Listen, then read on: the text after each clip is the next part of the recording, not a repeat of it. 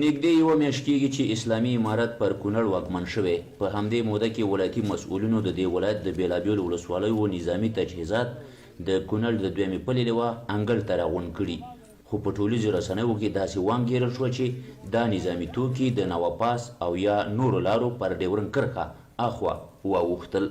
کونړ والي وایي د ملت شتمنۍ ساتنه د دوی اسلامي او افغاني دنده ده. ټول طالبان په ساتنه مکلف دي او هیوادوال دي پر دوی ډاډه واوسي.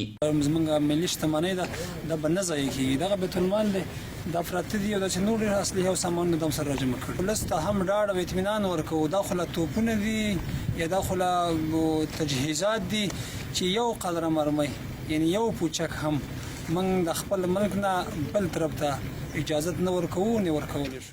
بل پلو د دویمې پلې لوا مسؤلین وایي 20 کلنه مبارزه یې د دې لپاره کړې چې د ملت عزت او ملي نواميس وساتي. د یو میخه موږ ذمہواري ورکوو ملت ته چې دا به ضایع کېږي نه، او دا به د اسلام د سرلوړۍ دپاره او دا به په دې ملت کې خوندي پراته وي. د دې موږ د حفاظت دپاره څوکیداران یو، د دې حفاظت په موږ باندې فرض او لازم دی.